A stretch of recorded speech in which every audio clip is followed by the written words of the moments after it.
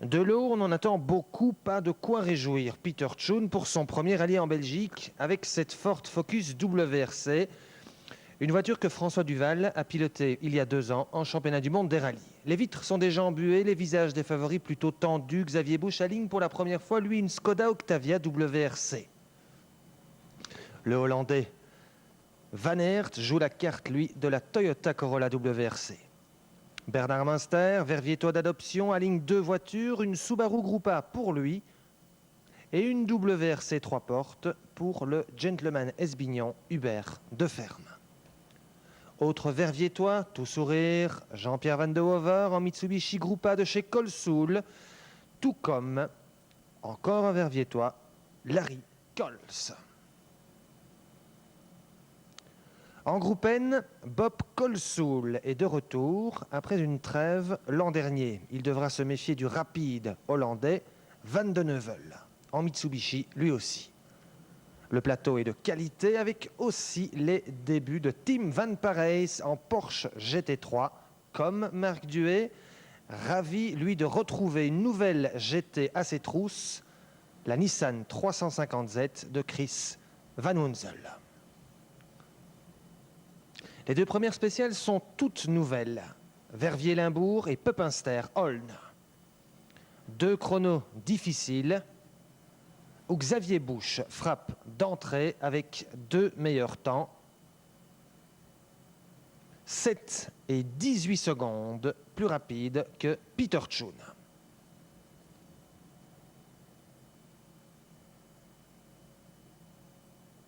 Les Mitsubishi Groupa de chez Colsoul sont immédiatement dans le coup, avec Larry Coles, 3e, dès le premier chrono, et Jean-Pierre Van de Hover dans son aspiration.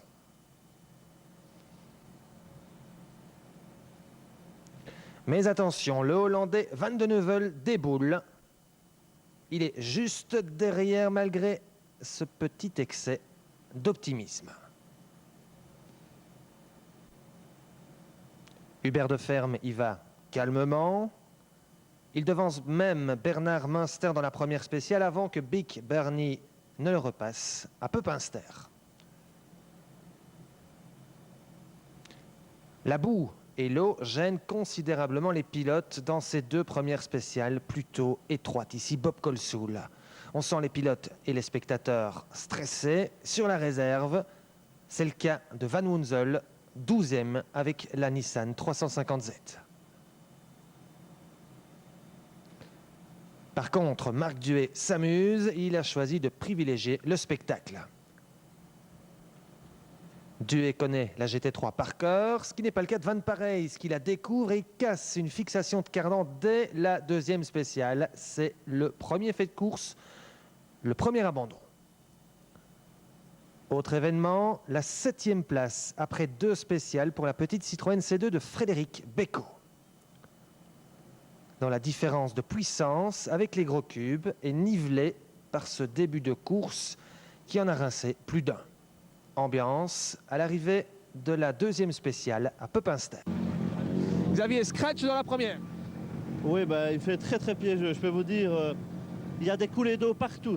On ne sait même pas, je suis sûr que les groupes doivent être mieux que nous. Je parle au niveau souplesse et tout ça. C'est trop direct une WRC.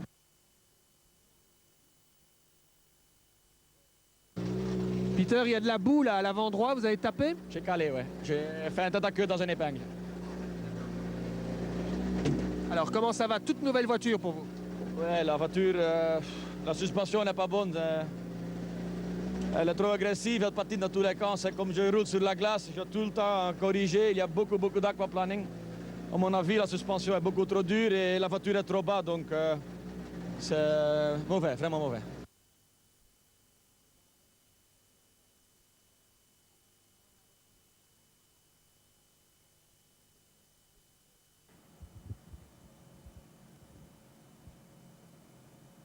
À l'arrivée de cette toute nouvelle spéciale de Pepinster, les visages sont déjà défaits. Les pilotes et les suiveurs ne s'attendaient pas à un rallye aussi difficile.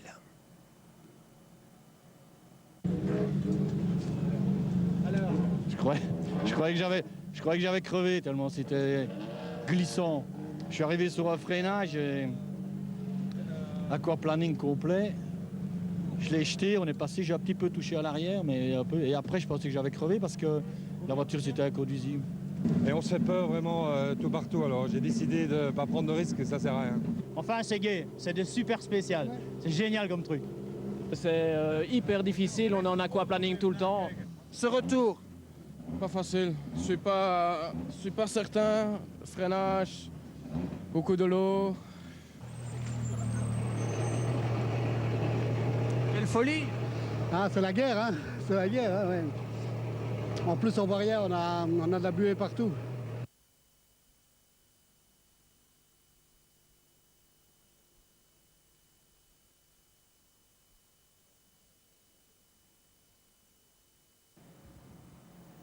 Les pilotes quittent la vallée de la Vesdre à Pepinster et montent à présent vers Francorchamps, où là-haut, la pluie vient de se transformer en neige. Une neige qui a du mal à tenir, il fait plus ou moins 1 degré, mais la spéciale numéro 3, tracée dans les infrastructures du circuit de Spa-Francorchamps, est tout en relief. Du coup, la neige est présente par endroits, mais de manière très inégale. Peter Tschun a la délicate tâche d'ouvrir la route. C'est lui qui fait la trace sans de neige, s'il vous plaît. Le pilote Ford de Belgique est sur des œufs. Ses pneumatiques ne sont pas du tout adaptés à cette neige verglacée. En outre, sa Focus WRC d'une valeur de 26 millions de francs belges n'est pas assurée en cas de sortie. L'assurance pour ce rallye était de 600 000 francs belges, plus une franchise d'1 million. Ça fait réfléchir.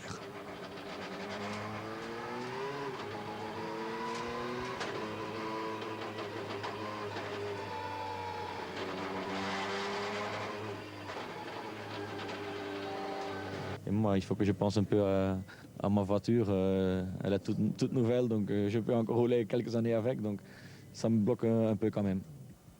Cette troisième spéciale de l'Ardenne Bleue restera dans les annales, avec une route qui se nettoie au fur et à mesure du passage des voitures et donc des conditions qui vont grandement favoriser les plus petits équipages, s'élançant près d'1 heure après Peter Tschun. Le meilleur temps est d'ailleurs réalisé par une Citroën Saxo Gruppen de série, pilotée par l'Allemand Stefan Scheppenheim, devant Raphaël Lahaye, Nico Dermer, Kuno Hart ici en action, Christian Iquetier et Lux Kohnmakers, tous des inconnus.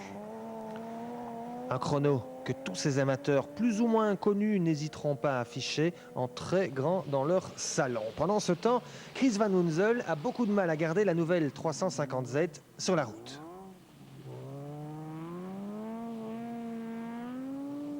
Avec plus de 300 chevaux sur les roues arrière, Marc Duet se fait aussi des chaleurs.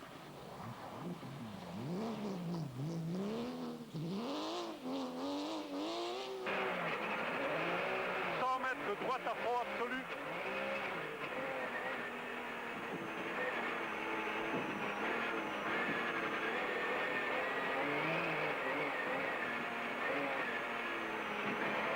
Mètres gauche 70. Sur 20 mètres gauche 40 et droite 40.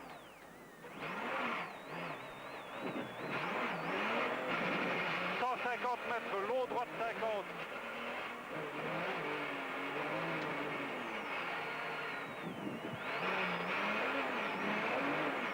Mètres sommet en gauche 70.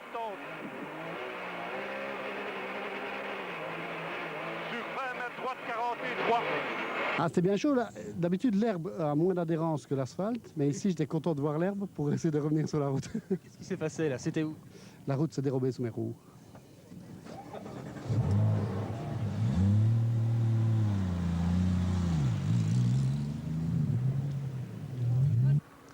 Pendant ce temps, c'est le champion de Belgique 2005, Xavier Busch, qui est toujours en tête du rallye avec sa nouvelle Skoda Octavia WRC.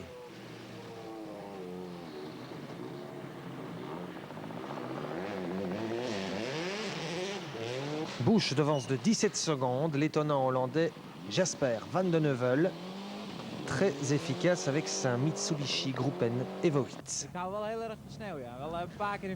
Il nous explique qu'il adore la neige et qu'il a appris à rouler sur cette surface en Finlande, mais qu'ici ça ressemble un peu plus au Monte Carlo avec des adhérences très variables et ça lui plaît. Larry Coles pointe le nez de sa Mitsubishi Groupa en 3e position à 29 secondes de Busch.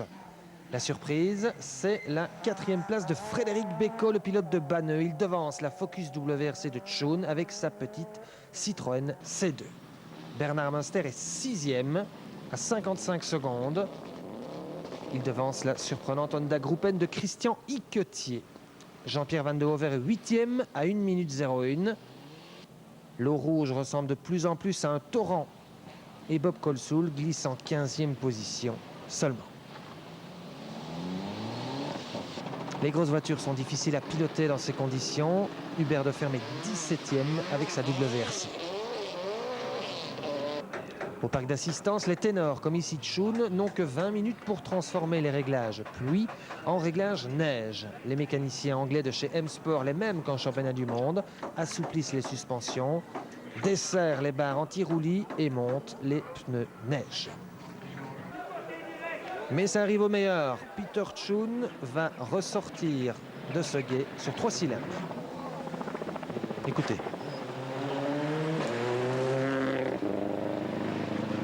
Le moteur ronfle et le leader Van de Neuvel concède, lui, seulement 6 secondes à Jean-Pierre Van de Hover.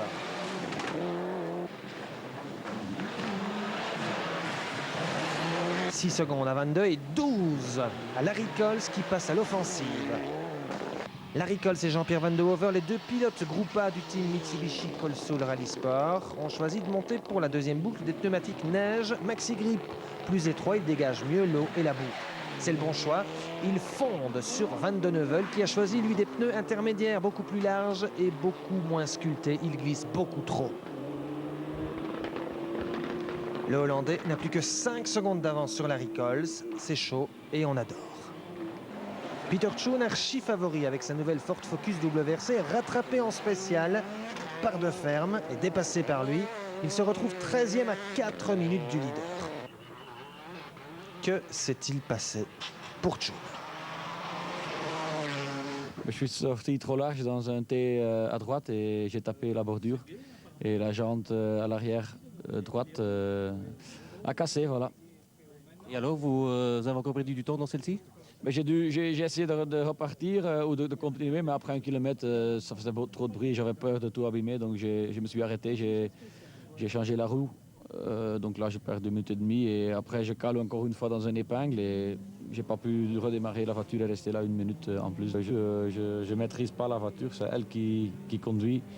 C'est pas moi, donc voilà, j'ai encore pas mal de boulot à faire.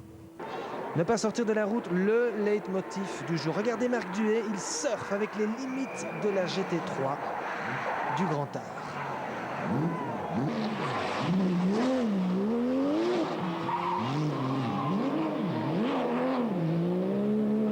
Duhay, le grand show, termine la journée en 9e position et reprend le dessus en catégorie GT sur la Nissan 350Z de Chris Van Munzen.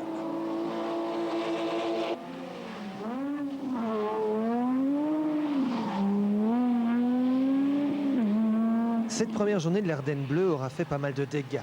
Le Hollandais Van Aert va perdre le contrôle de sa Toyota Corolla WRC et abandonner sans vraiment avoir attaqué, jugez plutôt.